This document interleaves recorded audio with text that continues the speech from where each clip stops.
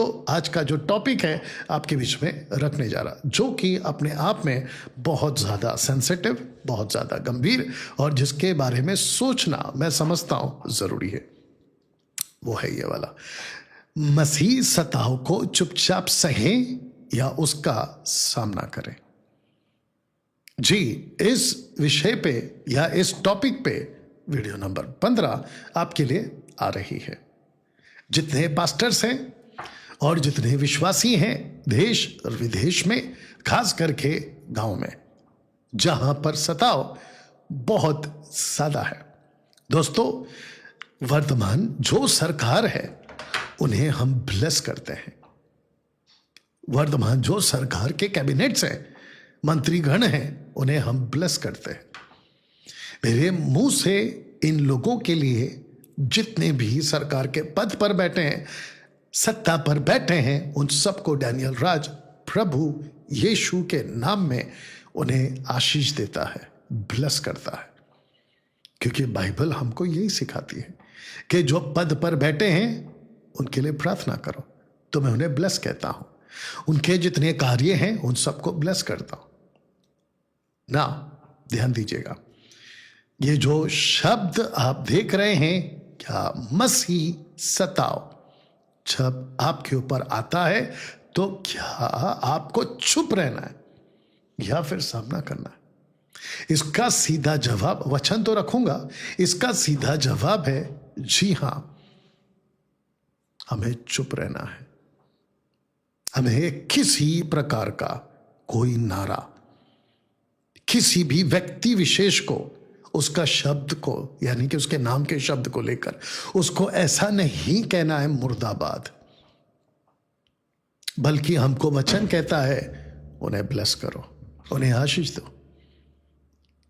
अब वचन पहले पढ़ते हैं, उसके बाद आप लोगों से बातें करते हैं। आधा वीडियो देखकर किसी नतीजे पर मत आइए। भारत में, भारत के किसी भी कोने में और भारत के बाहर किसी भी विश्व में, कंट्रीज में जहां सताव होता है, उसको लेकर डैनियल राज दुखी है, चिंतित है, और साथ ही साथ मसीह मंथन बैठक की जब जब रात की प्रार्थना, उपवास की प्रार्थना, मेरी व्यक्तिगत प्रार्थना जब भी होती है, इन विषयों पर प्रार्थना होती है। बट हम जानते हैं, क्योंकि हम खरी शिक्षा वाले हैं, हम जानते हैं कि वचन इस विषय पे क्या कहता है। उसके बाद हम बात जब प्रभु से करते हैं, इन बुद्धों को जब रखते हैं, तो हम वचन के आधार पे रखते हैं। और मैं समझता हूं कि ऐसा ही होना चाहिए। अर्ली चर्च पतरस के बाद से 34 AD के बाद से जब जब जहां जहां सुसमाचार फैला है, उसके साथ सताव शब्द भी आया है। आप सुसमाचार की सेवा को और विरोधियों के सताव को आप अलग नहीं कर सकते। ये साथ में चलेगा, वचन आधारित, ये साथ में चलेगा। सुसमाचार की सेवा और विरोधियों का सताव, ये सिक्के के दो पहलू हैं। ऐसी कभी कोई मिनिस्ट्री कभी किसी ने नहीं की, अर्ली चर्च से लेके 21st सेंचुरी के चर्च तक में, कि जो ये कह दे कि मैं सेवा तो करना चाहता हूं लेकिन मुझे सताव नहीं चाहिए। ऐसी कोई सेवा नहीं है। यीशु ने बड़े साफ शब्दों में कहा कि जब मुझ गीले को नहीं छोड़ा तो तुम सूखे के साथ क्या करेंगे। हमको यह समझना बहुत जरूरी है। सताव आएगा, इसको आपको समझना है ना। दोस्तों, एक वचन पढ़ते हैं कि लूका की किताब, उसका 6वां अध्याय वचन 22 को, लूक चैप्टर 6 वर्स 27 को आपके बीच में पहला पढ़ देता हूं। कि लिखा है, पहला ही लाइन कहता है कि धन्य हो तुम, ब्लेसेड यू आर। धन्य हो तुम किसको कहता है? जब मनुष्य के पुत्र यानी यीशु मसीह, प्रभु यीशु मसीह के कारण, जब मनुष्य के पुत्र के कारण लोग, ये कौन से लोग हैं? ये कोई भी लोग हो सकते हैं। जब लोग तुमसे बैर करे तो बैर करेंगे किसके कारण? मनुष्य के पुत्र के कारण, और तुम्हें निकाल देंगे और तुम्हारी निंदा करेंगे और तुम्हारा बुरा नाम जानकर काट देंगे। ऐसी बातों को यीशु फर्स्ट लाइन में कहता है कि तुम धन्य हो। तो दोस्तों, फिर प्रश्न उठता है, सामना क्यों करना है? सामना क्यों करना है? इस वचन के आधार पर आपको चुप रहना है। कुछ बातों को आपके बीच में रखूंगा कि हाँ, मसीह सताव को चुपचाप सहें। इस पोस्टर को आप लोगों ने फेसबुक, यूट्यूब, इंस्टाग्राम पर आज ही देखा है। 28 जनवरी 2026 की बात कर रहा हूं। इसको समझते हैं इस वचन से। आइए इसको पहले पढ़ते हैं। परंतु मैं तुम सुनने वालों से कहता हूं कि अपने शत्रुओं से प्रेम रखो, जो तुमसे बैर करे उनका भला करो। दोस्तों, कॉन्टेक्स्ट यही है। लूका 6 का 22 और लूका 6 का 27, कॉन्टेक्स्ट वही है। ऐसी कोई संस्था और ऐसी कोई संस्था का सेक्रेटरी या फिर किसी भी मसीह ग्रुप का लीडर इस वचन से बड़ा नहीं है। मुझे बीच में कुछ लोग पूछते रहते हैं कि जब मसीह पे सताव आता है तो आप चुप क्यों रहते हैं? आप चुप क्यों रहते हैं? मैं चुप इसलिए रहता हूं क्योंकि मुझे वचन कह रहा है चुप रहने के लिए। अभी रखूंगा आगे। मुझे वचन कहता है, वचन कहता है। आइए इसको कंप्लीट करते हैं कि मैं तुम सुनने वालों से कहता हूं कि अपने शत्रुओं से प्रेम रखो, जो तुमसे बैर करते उनका भला करो, और जो तुम्हें श्राप देते हैं उनको आशीष दो, जो तुम्हारा अपमान करते हैं शब्द दीजिए, देखिएगा, उनके लिए प्रार्थना करो। Pray for them. अगर पतरस और यूहन्ना प्रेरितों की किताब 4 अध्याय में शास्त्री फरीसी महायाजकों के हाथ पिटने के बाद उन्होंने यह श्राप नहीं दिया कि तुम्हारी पैर टूट जाए, तुम्हारा हाथ टूट जाए, या फिर जमीन फट के तुम उसके नीचे समा जाओ, ऐसा कोई श्राप नहीं दिया, बल्कि उन्होंने प्रार्थना करी और प्रभु से कहा कि प्रभु, इनकी धमकियों को देख और अपने दासों को ताकत दे, अपने दासों को बोलने दे, अपने दासों को हिम्मत दे, अपने दासों को सुसमाचार सुनाने की ताकत दे। यह कहा, जिसके चलते दोस्तों मैं समझता हूं हम सभी को आज ये बात समझनी है, हमें प्रार्थना करना है, हमें प्रार्थना करना है। मैं देखता हूं कि भारत में जब जब विरोध होता है, बड़ी बड़ी मिनिस्ट्री इकट्ठी होकर मीटिंग करती है, मोर्चा निकालती है। मैं 32 से 33 साल से मिनिस्ट्री में हूं। महाराष्ट्र, मुंबई के बहुत सारे पास्टर एसोसिएशंस के साथ, उनके फेलोशिप के साथ मेरा उठना बैठना हो चुका है, और मैं जानता हूं कि ऐसे करने से और इन प्रकार की बातों को लाने से, सरकार के विरोध मुर्दाबाद के नारे लगाने से लाख बेहतर है कि आप प्रार्थना करो। आप प्रार्थना करो। और आप जानते हैं कि धर्मी जन की प्रार्थना के प्रभाव से, शब्द को ध्यान देना, बहुत कुछ होगा। याकूब उसका 5वां अध्याय वचन 15, 16, 17। धर्मी जन की प्रार्थना के प्रभाव से बहुत कुछ होता है। इतिहास गवाह है बाइबल का। जब जब मसीहों ने अपने हाथ उठाए प्रार्थना में, देश के लिए, सरकार के लिए, ऐसी समस्याओं के लिए, ऊपर बैठा प्रभु यीशु ने उनकी प्रार्थना को उत्तर दिया है। अब बताओ, सामना करें? नहीं कर सकते। तो बेहतर क्या है? प्रार्थना करना, चुप रहना ना। दोस्तों, एक और वचन आपके बीच में रखता हूं कि जो तेरे एक गाल पर थप्पड़ मारे उसकी और दूसरा भी फेर दे। आपको पता है कि भारत के राष्ट्रपिता गांधी जी इस स्टेटमेंट को इतना इस्तेमाल करते थे कि जिसके चलते उस वक्त के लोगों ने इसको सीखा है। और यह कहां से उन्होंने सीखा? इसी बाइबल से। बाहर के लोग सीखते हैं, अंदर के लोगों को क्या हो गया? कितना सटीक स्टेटमेंट है कि अगर कोई तुझे मारे तो दूसरा गाल भी दे दे। मिनिस्ट्री किसकी है? प्रभु की। यीशु ने क्या कहा? मत्ती 16 अध्याय वचन 17, 18, 19 में उसने कहा कि मैं अपनी कलीसिया बनाऊंगा। तो बिल्डर कौन है चर्च का बनाने वाला? प्रभु यीशु है। आप तो नहीं है ना।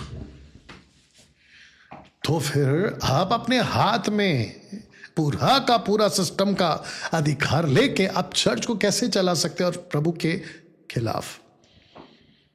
ना दोस्तों, एक और वचन आपके बीच में रखता हूं, पहला पत्र उसका 3:14, यदि तुम धर्म के कारण, धर्म का मतलब है अपना फेथ, रिलीजियस फेथ, अपने विश्वास के कारण दुख भी उठाओ, शब्द को ध्यान दीजिए, तो धन्य हो।